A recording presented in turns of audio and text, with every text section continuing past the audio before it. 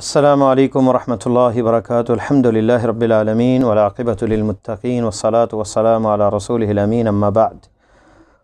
فاعوذ باللہ السمیع العلیم من الشیطان الرجیم۔ رب اشرح لی صدری ویسر لی امری واحلل عقدۃ من لسانی یفقہوا قولی۔ معزز سامعین، نبی کریم صلی اللہ علیہ وسلم کا یہ فرمان کہ من قام رمضان ایمانا و احتسابا غفر له ما تقدم من ذنبہ، بخاری مسلم کے لفظ ہیں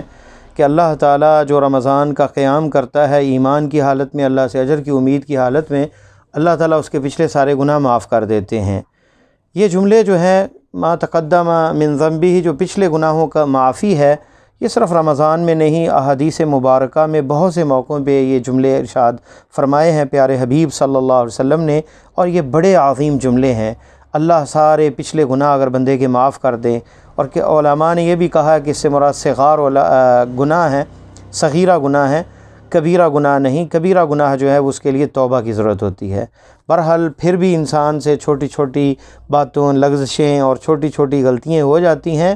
اور وہ پہاڑ بن جاتی ہیں، اور اگر ایسے مواقع بندے کو ملیں جس سے پچھلے گناہ معاف ہو جائیں، جیسے من صام رمضان ایمانا و احتسابا، جو روزے جس نے ایمان اور اللہ سے اجر کی امید سے رکھے، اللہ پچھلے گناہ معاف کر دیں گے۔ تو ہم دوسری احادیث میں بھی جو ذکر ہے اس کا بھی ذکر کریں گے کہ جو دن رات میں ہمیں بہت سے موقع ملتے ہیں، ان موقعوں کو ضائع نہ کیا جائے۔ پتہ نہیں کون سی ادا اللہ کو پسند آ جائے اور کس موقع پہ اللہ تعالی ہمارے پچھلے گناہ معاف کر دیں۔ تو پیارے حبیب صلی اللہ علیہ وسلم کا یہ فرمان کہ رمضان کے متعلق تین چیزیں تو یہ آئی ہیں جو رمضان کے مہینے میں ہے، ایک روزہ اور ایک قیام ہے، اور تیسری چیز جو پیارے حبیب صلی اللہ علیہ وسلم نے فرمائی من قام لیلۃ القدر، جو کہ زندگی میں سال میں ایک دفعہ آتی ہے، جس نے لیلۃ القدر کا قیام کیا ایمان کی حالت میں سے اور اللہ سے اجر کی امید کی حالت میں، تو اللہ اس کے بھی پچھلے گناہ معاف کر دیں گے۔ اور یہ لفظ بھی بخاری اور مسلم کے ہیں، تینوں حدیثیں متفق علیہ ہیں۔ اس کے علاوہ جو ہے وضو کے بارے میں بھی متفق علیہ روایت ہے، نبی علیہ السلام کا یہ فرمان من توضأ نحو وضوء هذا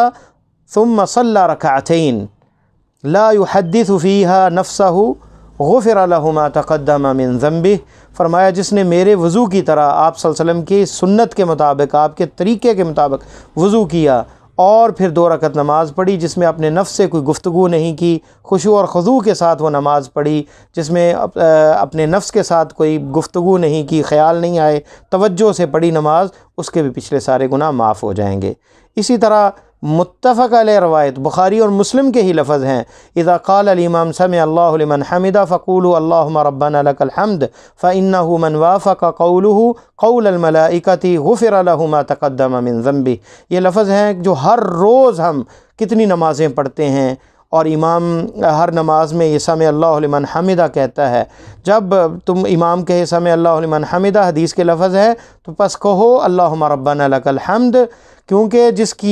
جس کا یہ قول فرشتوں کے قول کے موافق آ گیا، وہ بھی کیونکہ یہ کہتے ہیں غفر له ما تقدم من ذنبہ، اس کے پچھلے سارے گناہ اللہ تعالیٰ معاف کر دیں گے، تو پچھلے گناہ معاف ہو جائیں گے۔ یہ بھی بخاری مسلم کی روایت ہے، اور یہ روز ہی، رمضان میں نہیں، رمضان کے علاوہ بھی یہ موقع موجود ہیں۔ اسی طرح بخاری اور مسلم کے لفظ ہیں اذا امن الامام فامنوا فانہ من وافق تامینہ تامین الملائکہ غفر له ما تقدم من ذنبہ۔ یہ بھی بخاری مسلم کے لفظ ہیں، امام جب آمین کہے فامنوا، تم بھی آمین کہو، بس جس کی آمین فرشتوں کی آمین سے مل گئی، اس کے سارے پچھلے گناہ معاف کر دیے جائیں گے۔ کتنا بڑا یہ فضل ہے۔ اور یہ بھی جہری نماز جب پڑھی جاتی، فجر ہے، مغرب کی نماز ہے اور عشاء کی نماز ہے، اور ابھی تراویح کے اندر کتنا بندے کو یہ موقع ملتا ہے، اور اس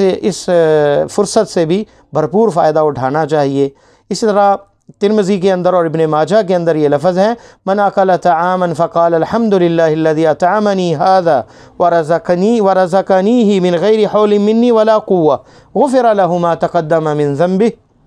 جس نے کھانا کھایا پھر کہا الحمدللہ، ساری تعریفیں اللہ کے لیے، الذی اطعمنی، جس نے مجھے کھلایا، یہ کھلایا کھانا، ورزقنی، اور مجھے یہ رزق دیا، بغیر میرے ہیلے کے، بغیر میری کسی قوت کے، اس کے بھی سارے گناہ معاف ہو جاتے ہیں۔ من غیر حول منی ولا قوہ، چھوٹی سی دعا ہے، اس سے بھی یہ سارے گناہ معاف ہو جاتے ہیں۔ بخاری اور مسلم ہی کے لفظ ہیں، من حج فلم یرفث ولم یفسق رجع کیوم ولدتہ امہ، جس نے حج کیا اس میں فسق و فجور والا کوئی کام نہیں کیا، ایسے لوٹا حج سے جیسے اس کی ماں نے آج اسے جنا ہے، یعنی اس کے سارے گناہ پچھلے معاف ہو گئے۔ اور یہ بھی بخاری اور مسلم کے لفظ ہیں۔ اسی طرح نبی علیہ السلام کا فرمان صحیح مسلم میں، صلوات الخمس والجمعۃ الی الجمعہ ورمضان الی رمضان مکفرات لما بینہن اذا اجتنبت الکبائر، فرمایا 5 نمازیں اور ایک جمعے سے دوسرا جمعہ اور ایک رمضان سے دوسرا رمضان، مکفرات لما بینہن، ان کے درمیان میں یہ مکفرات ہیں، گناہ ان سے معاف ہو جاتے ہیں، جو ان کے درمیان میں اگر جو گناہ ہیں وہ معاف ہو جاتے ہیں، اذا اجتنبت الکبائر، اگر کبیرہ گناہوں سے بندہ بچا رہے۔ یہ صحیح مسلم میں ہے۔ تو اس حدیث سے بھی اندازہ لگائیں کہ پچھلے گناہ جو ہے معاف ہو جاتے ہیں، اور اس سے مراد صغیرہ گناہ ہے۔ کبیرہ گناہ جو ہے وہ توبہ کے ذریعے معاف ہوتے ہیں، اور توبہ کے بارے میں بھی اللہ تعالیٰ کا فرمان ہے، یا ایھا الذین آمنوا توبوا الی اللہ توبۃ نصوحا عسی ربکم ان یکفر عنکم سیئاتکم، اے ایمان والو اللہ کی طرف توبہ کرو، توبہ نصوحا، اور عسی ربکم، ہو سکتا ہے تمہارا رب تمہارے گناہ معاف کر دے، یکفر عنکم سیئاتکم، تمہیں پاک کر دے تمہارے گناہوں سے، ویدخلکم جنات تجری، اور ایسی جنتوں میں تمہیں داخل کرے، تجری من تحتها الانہار، جس کے نیچے نہریں بہتی ہوں گی۔ سورہ تحریم آیت نمبر 8۔ اور عبداللہ ابن مسعود رضی اللہ تعالیٰ عنہ کی حدیث جو ہے ابن ماجہ کے اندر حسن درجے کی ہے، ابن حجر نے اسے حسن کہا، فرمایا آپ صلی اللہ علیہ وسلم، پیارے حبیب صلی اللہ علیہ وسلم کا یہ فرمان، قال التائب من لا ذنب التائب من الذنب کمن لا ذنب لہ،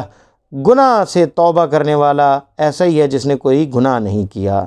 اور توبہ کی جو شرطیں ہیں وہ معروف ہیں، اللہ تعالیٰ سے توبہ بھی بندہ کرے، اور ان تمام اسباب کو بھی اختیار کرے جو سابقہ یہ بات پیارے نبی صلی اللہ علیہ وسلم کی جو حدیثیں ہم نے سنی ہیں ان کو اپنی عملی زندگی میں پریکٹیکل لائف کے اندر اپلائی کریں۔ کسی بھی موقع پہ پتہ نہیں کون سی ادا رب کو پسند آ جائے اور ہمارے پچھلے گناہ معاف ہو جائیں۔ اللہ تعالیٰ میرے اور آپ کے تمام سابقہ گناہ معاف فرمائے، اور ہمارے لیے رمضان یہ بابرکت مہینہ جو ہے برکت والا بنائے، اور ہماری اطاعت، ہماری کوتاہییں اور ہماری کاوشیں، ٹوٹی پھوٹی کاوشیں اللہ تعالیٰ اپنی بارگاہ میں قبول فرمائے۔ سبحانک اللہم بحمدک، اشہد ان لا الہ الا انت، استغفرک و اتوب الیک۔ السلام علیکم ورحمۃ اللہ وبرکاتہ۔